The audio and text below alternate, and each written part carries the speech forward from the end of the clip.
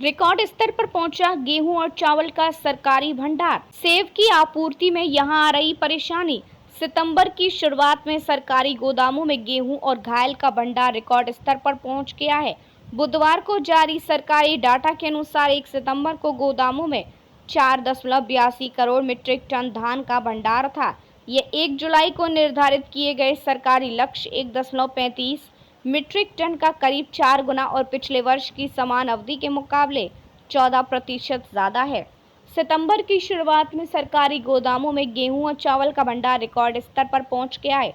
बुधवार को जारी सरकारी डाटा के अनुसार 1 सितंबर को गोदामों में 4.82 करोड़ मीट्रिक टन धान का भंडार था। ये 1 जुलाई को निर्धारित किए गए सरकारी लक्ष्य 1.35 मीट्रिक टन का करीब 4 गुना और पिछले वर्ष की समान अवधि के मुकाबले 14% ज्यादा है। इसी प्रकार गेहूं का भंडार 4 वर्ष के उच्च स्तर पर पहुंच गया है। डाटा के अनुसार 1 सितंबर को 3.33 करोड़ टन गेहूं सरकारी गोदामों में उपलब्ध था।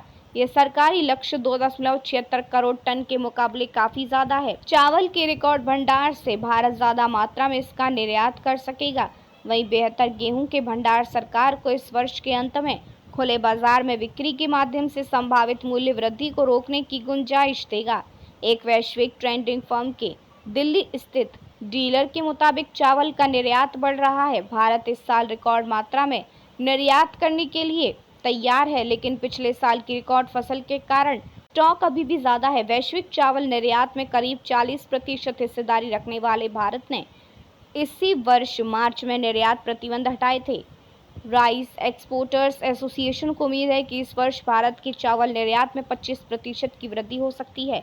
दिल्ली एनसीआर की सबसे बड़ी आजादपुर फल सब्जी मंडी में प्रतिदिन 3 से 3,500 टन सेब की प्रतिदिन की मांग की है। जम्मू कश्मीर और हिमाचल प्रदेश से सामान्यतः प्रतिदिन लगभग 300 ट्रक सेब लेकर आजादपुर मंडी पहुंचते हैं। एक ट्रक में औसतन 10 से 14 टन सेब लाने की क्षमता है।